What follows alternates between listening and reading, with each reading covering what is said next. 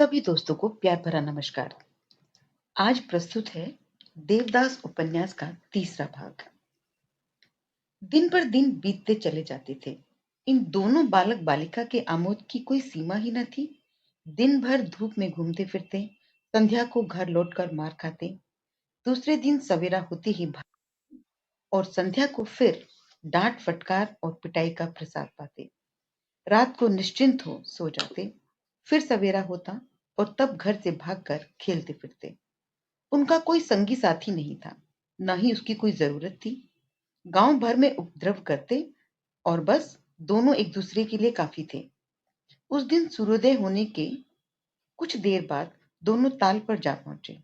दोपहर को लाल लाल आंख करके, सारा जल गंदला करके, 15 मछलियां पकड़कर और योग्यता के अनुसार आपस में बंटवारा करके दोनों अपने अपने घर लौट आए। पार्वती की मां ने अपनी लड़की को बकायदा ठोक पीट कर घर में बंद कर दिया, लेकिन ये मालूम नहीं था कि देवदास का क्या हाल हुआ, क्योंकि इस तरह की बातें देवदास कभी किसी पर जाहिर नहीं करता था, ना ही होने देता था।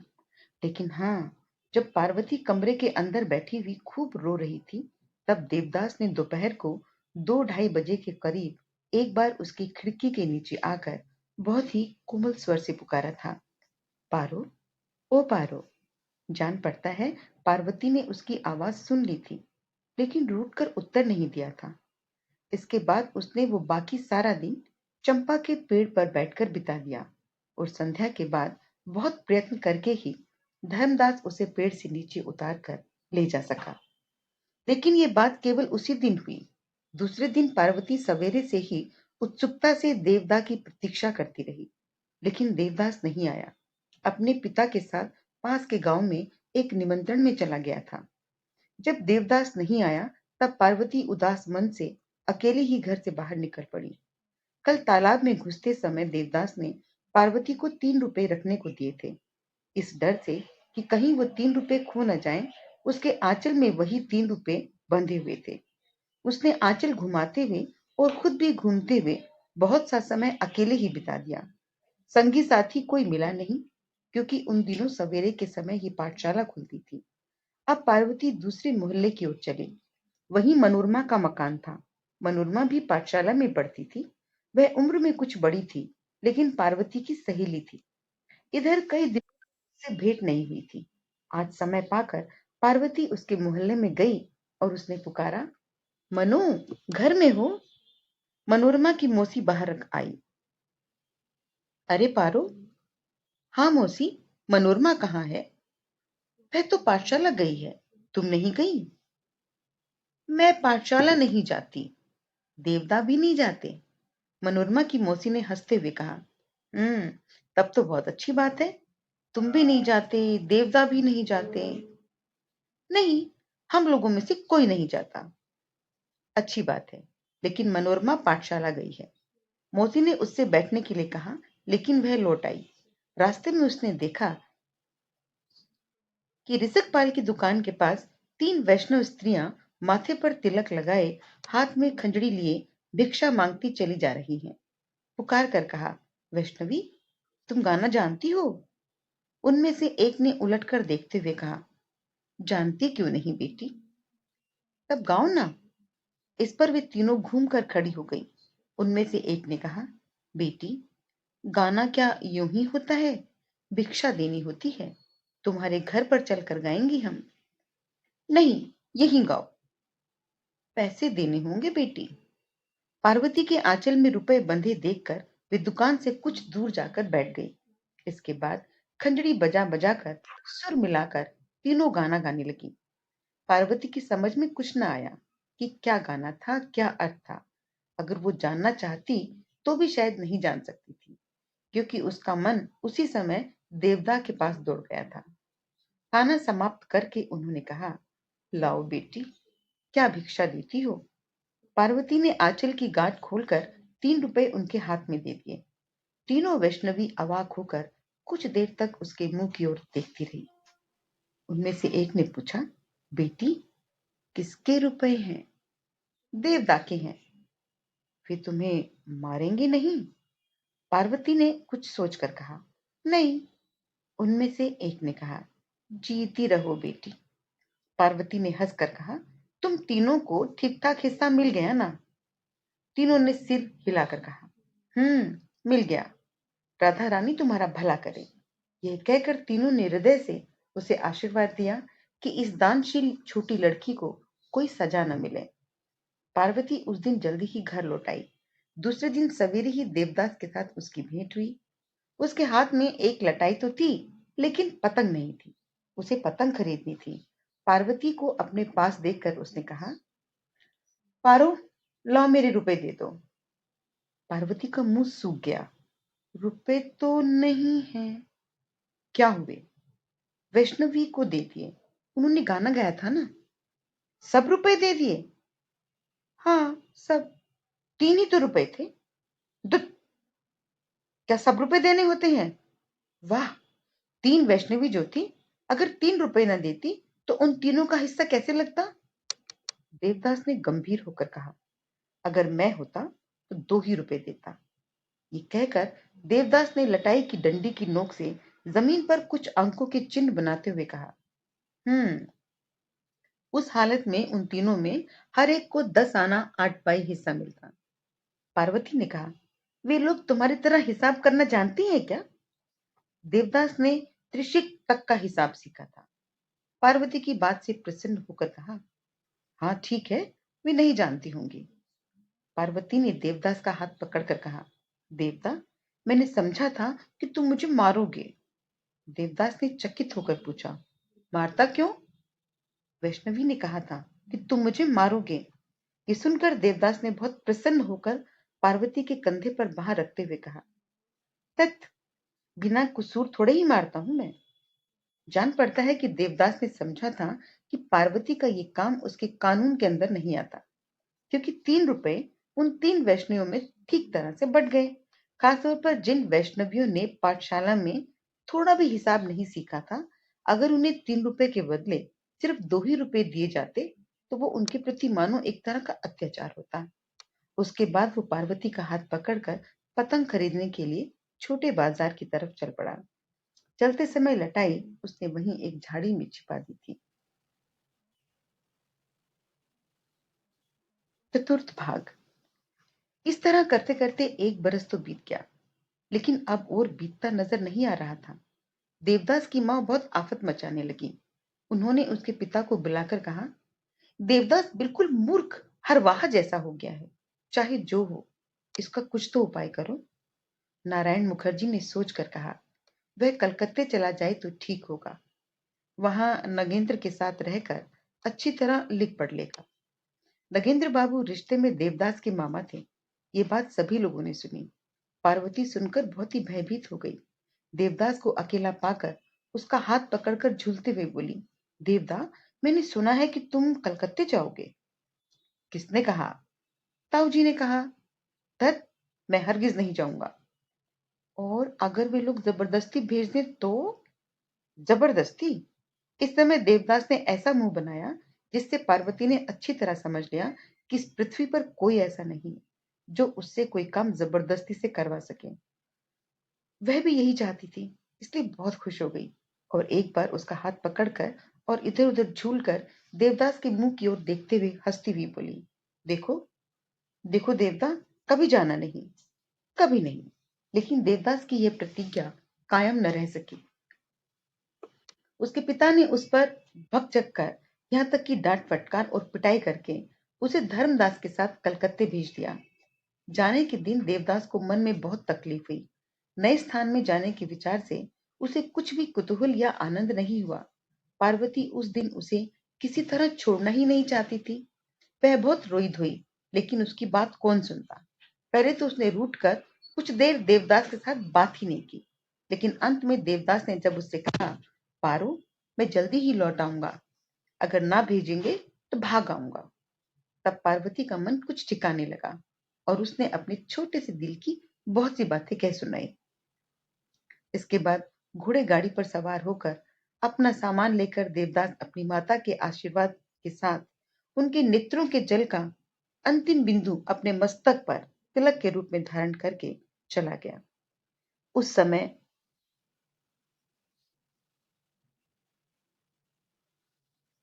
उस समय पार्वती को न जाने कितना संताप हो रहा था। उसकी आंखों में आंसुओं की झड़ी लगी हुई थी। दुख से उसकी छाती फटी जा रही थी। पहले पहल उसके कई दिन इसी तरह बीते। इसके बाद एक दिन अचानक उसने सुबह सवेरे उठकर देखा कि आज दिन भर करने के लिए मेरे पास कोई काम नहीं। जब से उसने पाठशाला छोड़ी थी, तब से अब तक सवेरे से संध्या तक का सारा समय सिर्फ उत्पात मचाने और खेल कूद में बीतता था। वो समझती थी कि न जाने मुझे कितने काम करने हैं, और उन सब कामों के लिए तो पूरा दिन भी पूरा नहीं। लेकिन अब अक्सर ऐसा होने लगा कि उसे ढूंढने पर भी काम न मिलता।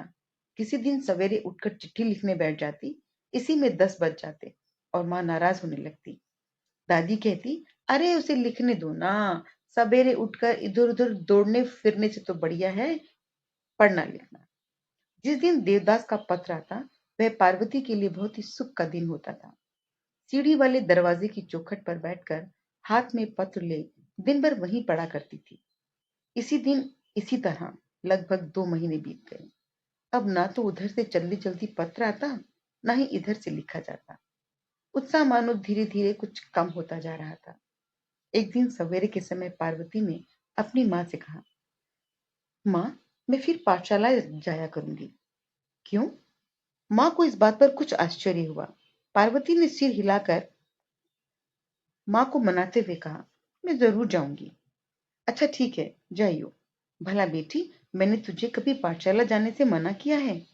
उस दिन दोपहर को पार्वती बहुत दिन की छोड़ी हुई स्लेट और किताब ढूंढकर दासी का हाथ पकड़कर फिर अपने उसी पुराने स्थान पर शांत धीर भाव से जा बैठी।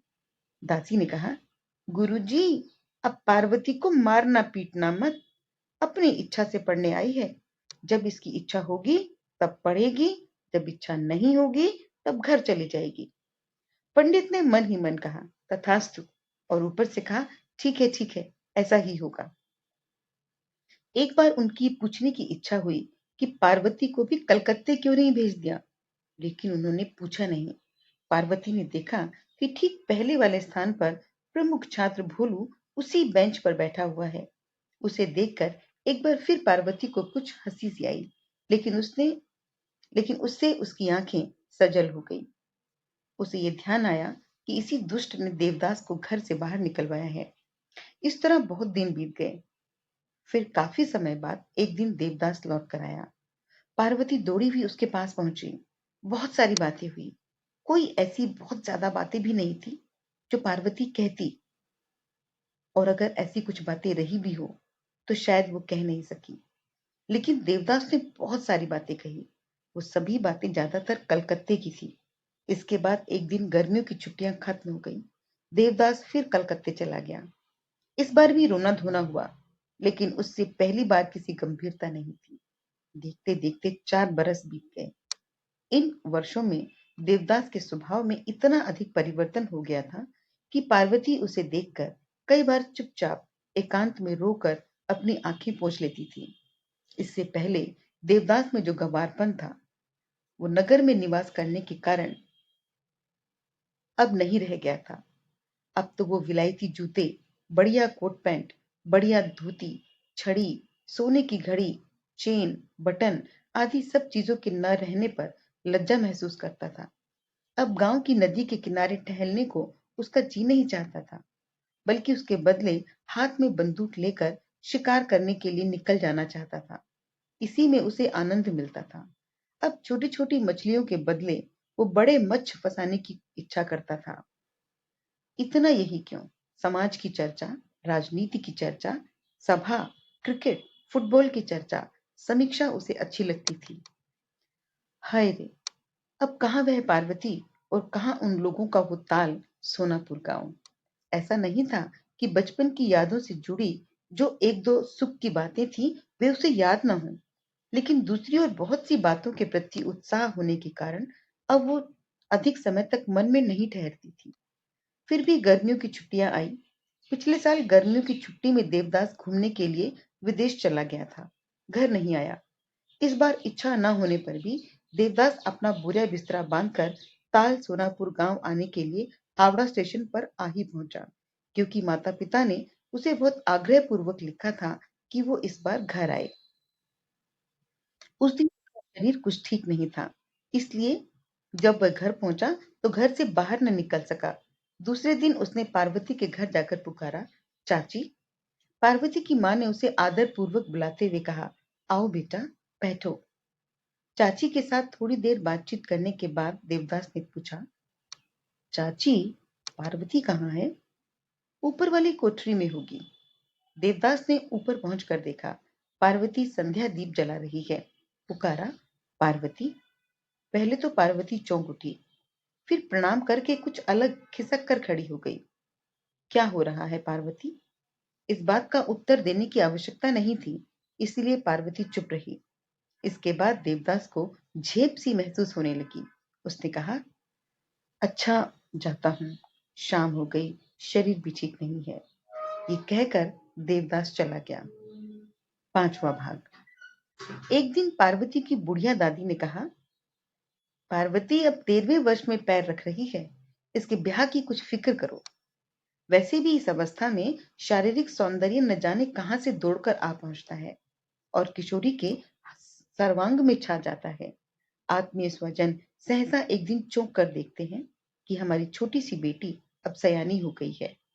उस समय उसके लिए वर ठीक करने की फिक्र उन्हें सताने लगती है। चक्रवर्ती बाबू के यहाँ भी कई दिनों से इसी बात की चर्चा हो रही है। पार्वती की माता बहुत चिंतित है। बात बात में अपने पति को सुनाकर कहती है, अब पार्वती को घर रखा नहीं जा सकता। चक्रवर्ती बाबू बड़े आदमी तो नहीं थे, लेकिन संतोष की बात यह थी कि उनकी कन्या बहुत सुंदर थी। वे समझते थे कि अगर संसार में रूप की कोई मर्यादा है या कदर है, तो फिर पार्वती के लिए अधिक चिंता की जरूरत नहीं होगी। एक बात और भी, वह भी यहाँ बतला दी जाए। चक्रवर्ती परिवार में इससे पहले कन्या के विवाह के समय चिंता नहीं करनी पड़ती थी। हाँ, पुत्र के विवाह में चिंता होती थी। ये लोग कन्या के विवाह के समय धन देते थे और विवाह में वही धन देकर बहू को घर ले आते थे। नीलकंठ के पिता ने भी अपनी कन्या के लिए समय धन लिया था, लेकिन स्वयं नीलकंठ इस प्रथा से घृणा करते थे। उनकी बिल्कुल भी इच्छा नहीं थी कि वो पार्वती को बेचकर धन प्राप्त करें। पार्वती की मां भी जानती थी, इसीलिए वह अपने स्वामी से पार्वती के लिए तगाजा करती थी। इससे पहले पार्वती की मां ने अपने मन में एक दुराशा भी पाल रखी थी। उसने सोचा कि किसी तरकीब से देवदास के साथ पार्वती का विवाह किया जा सकेगा। उसे ये समझ में नहीं आता था कि देवदास के कुल और मर्यादा को देखते हुए ये असंभव था। वह सोचती थी कि अगर देवदास से अनुरोध किया जाएगा तो शायद कोई रास्ता निकल जाए। इसीलिए जान पड़ता है कि एक दिन पारो की दादी ने बातों बातों में देवदास की मां से इसका जिक्र छेड़ दिया। बहू, देवदास में और हमारी पार्वती में कितना स्नेह है, ऐसा स्नेह कहीं दिखाई नहीं देता। देवदास की मां ने कहा, चाची, भला उन दोनों में स्नेह क्यों ना होगा? दोनों भाई बहन की तरह एक साथ पलकर सयाने हुए हैं। हाँ बेटी, इसीलिए तो ख्याल होता है कि अगर दोनों का, देखो ना बहू, जब देवदास कलकत्ते गया था तब हमारी बच्ची केवल 8 वर्ष की थी, लेकिन उसी उम्र में देव के वियोग से मानो सूख कर काठ हो गई। जब कोई चिट्ठी आती थी तब मानो उसके लिए जप माला हो जाती। हम सब जानते हैं। देवदास की मां ने मन ही मन सब बातें समझ ली। वह कुछ हंसी। ये तो नहीं मालूम कि उसकी हंसी में कितना उपहास छिपा था, लेकिन उसको तकलीफ निश्चय ही बहुत ज्यादा हुई। वह सब जानती थी और पार्वती को भी प्यार करती थी, लेकिन वो थी तो बेटी खरीदने और बेचने वालों की लड़की, जिस पर घर के पास ही समधियाना छी छी छी। बोली, चाची, हमारे तुम्हारे जमाने की बात और थी, लेकिन अब तो फिर घर के मालिक की जरा भी इच्छा नहीं कि इस छोटी उम्र में, जो कि पढ़ने लिखने की है, देवदास का ब्याह करें। इसीलिए वे आजकल मुझसे कहा करते हैं कि छोटी अवस्था में बड़े लड़के का द्विजदास का विवाह करके बड़ा अनर्थ किया। उसकी पढ़ाई लिखाई कुछ भी ना हो सकी। पार्वती की दादी का मुंह फीका पड़ गया। फिर भी उसने साहस करके कहा, बहू, ये तो मैं जानती हूँ, लेकिन तुम्हें मालूम है, पारो पर षष्ठी देवी की कृपा है। एक तो वो यूं ही बढ़ गई है, जिस पर उसका गठन भी ऐसा है कि थोड़ी ज्यादा ही सियानी जान पड़ती है। इसलिए अगर नारायण की इच्छा ना हो। देवदास की मां ने बीच में टोक कर कहा, नहीं चाची, ये बात मैं उनसे न कह सकूंगी। अगर इस समय देवदास के ब्याह की बात चलाऊंगी तो क्या वो मेरी बात पर कान देंगे? बात यहीं की दब कर रह गई। लेकिन स्त्रियों के पेट में बात कहाँ पचती है। जब देवदास के पिता भोजन करने बैठे, तब देवदास की मां ने उनके सामने ये बात चलाकर कहा, पार्वती की दादी ने आज उसके ब्याह की बात छेड़ी थी। देवदास के पिता ने सिर ऊपर उठाकर कहा, हाँ, पार्वती सयानी हो गई है, जल्दी ही उसका ब्याह कर डालना उचित है। तभी तो आज बात चलने पर उसकी दादी ने कहा कि अगर देवदास के साथ स्वामी ने भौं से कोड़कर पूछा, तुमने क्या कहा? मैं क्या कहती, दोनों में बहुत ही स्नेह है, लेकिन क्या इसलिए बेटी खरीदने बेचने वालों की यहाँ की लड़की क्या मैं अपने घर ला सकती हूँ और फिर घर के पास ही समझाना? छी छी। स्वामी संतुष्ट हो गए। उन्होंने कहा, ठीक ही तो है, क्या हम अपने कुल की हंसी करवाएंगे? तुम इन सब बातों पर बिल्कुल कान मत देना। गृहिणी ने सूखी हंसी हंसकर कहा, नहीं नहीं, मैं कान नहीं देती, लेकिन देखो, तुम भी कहीं भूल न जाना। स्वामी ने भात का कोर उठा गंभीर मुख से कहा, अगर ऐसा होता तो इतनी बड़ी जिम्मेदारी न जाने कब की उड़ गई होती। उनकी जिम्मेदारी सदा अटल रहे, इसमें किसी को क्या ऐतराज होता। लेकिन हम पार्वती के दुख की बात कहते हैं। जब यह प्रस्ताव पूरी तरह ठुकराए जाने के बाद नीलकंठ बाबू के कानों तक पहुंचा, तब उन्होंने अपनी मां को बुलाकर तिरस्कार के साथ कहा, मां, भला तुम ऐसी बात क्यों कहने गई थी? मां चुप रही। नीलकंठ कहने लगे, लड़की का ब्याह करने के लिए हमें लोगों के पैर पकड़ने की जरूरत ना होगी, बल्कि बहुत से लोग हमारे पैर पकड़ेंगे, आके हमारे पैर पड़ेंगे। हमारी लड़की कुरूप नहीं है। देखो, मैं तुम लोगों से कह देता हूं, 1 हफ्ते के अंदर मैं उसका संबंध ठीक कर डालूंगा। भला ब्याह की क्या चिंता है? लेकिन जिसके लिए पिता ने इतनी बड़ी बात कही थी, उसके सिर पर तो मानो बिजली टूट पड़ी हो। लड़कपन से ही उसकी यह धारणा थी कि देवदा पर उसका कुछ अधिकार है। यह बात नहीं थी कि वह अधिकार किसी दूसरे ने उसके हाथ में दे दिया हो। पहले तो वो खुद भी इस भावना को ठीक तरह से न समझ सकी थी। अज्ञात रूप से अशांत मन में दिन पर दिन वह अधिकार इस तरह चुपचाप और मजबूरी से जिया था कि बाहर हालांकि उसकी कोई सूरत अब तक आंखों के सामने नहीं आई थी, लेकिन उस अधिकार के छीनने की बात उठते ही उसके हृदय में जैसे तूफान उठ गया। देवदास के बारे में ये बात ठीक तरह से नहीं कही जा सकती थी। बचपन में और कलकत्ता जाने से पहले तो वो पारो पर अपना अधिकार मानता था, लेकिन कलकत्ता जाने के बाद जैसे जैसे उसका मन वहां रमने लगा, पार्वती के प्रति उसकी भावना धीरे धीरे क्षीण होती गई। लेकिन वो ये नहीं जानता था कि पार्वती उसे सदा एक रस चलने वाले ग्राम्य जीवन में दिन रात केवल उसका ही ध्यान करती थी।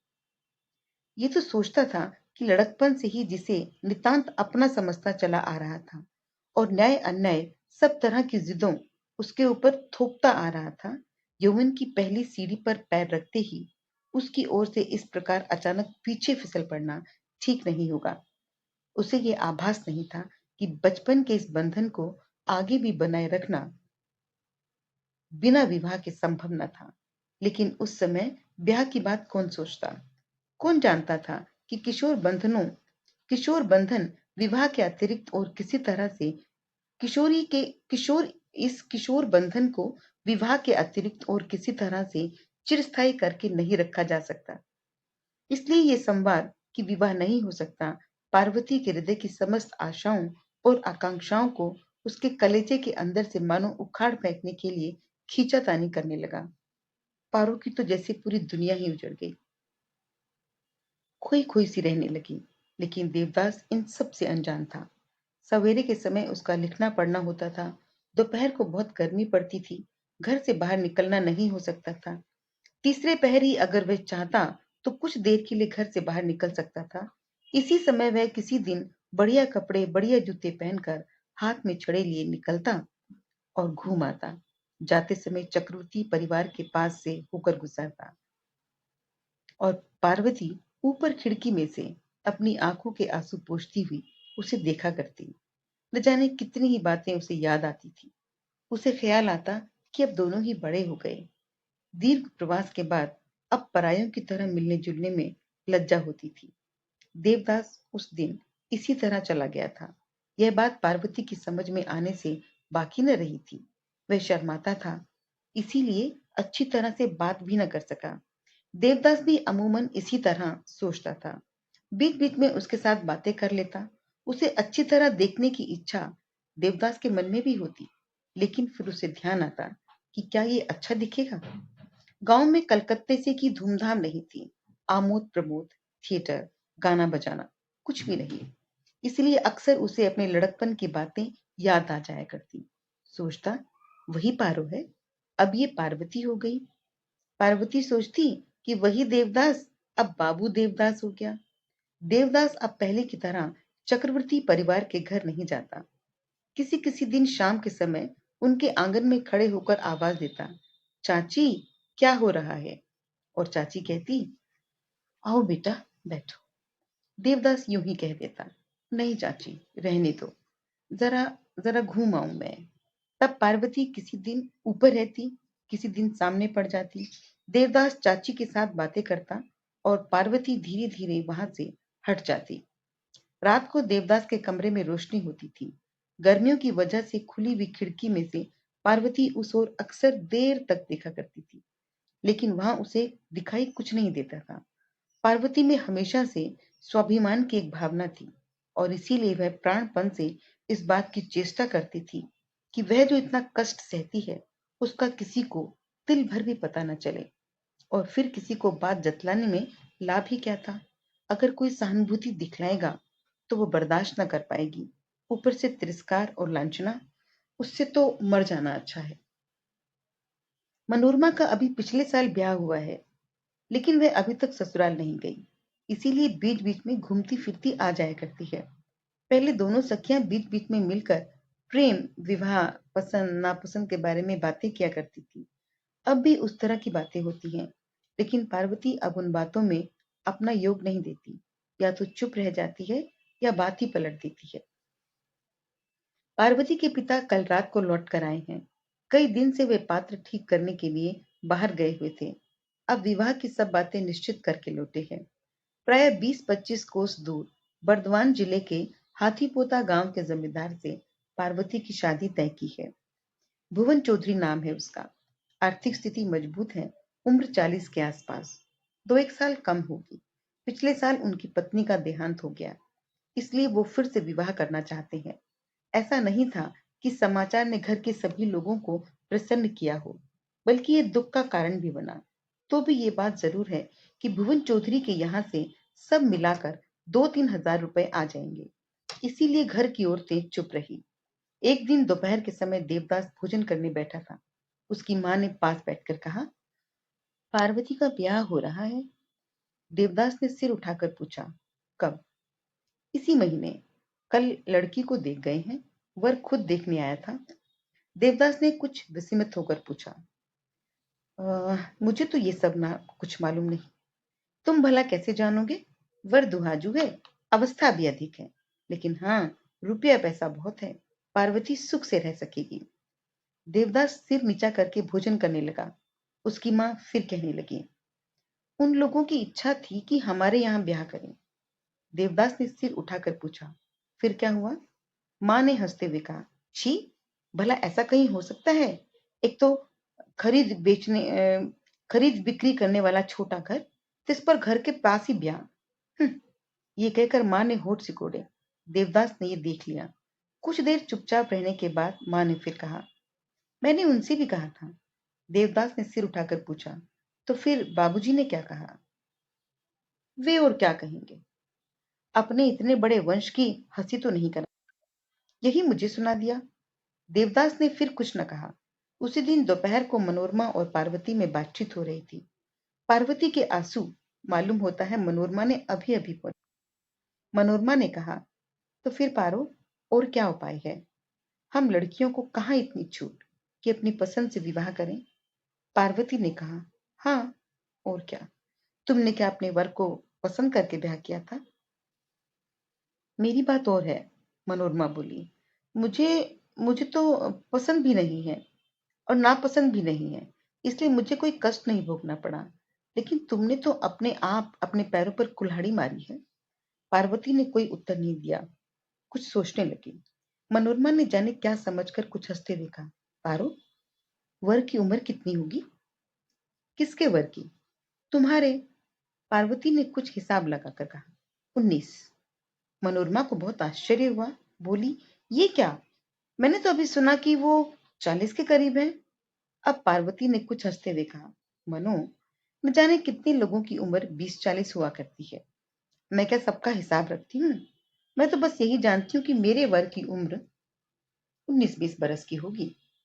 पार्वती के मुंह की ओर देखकर मनोरमा ने कहा, और नाम क्या है?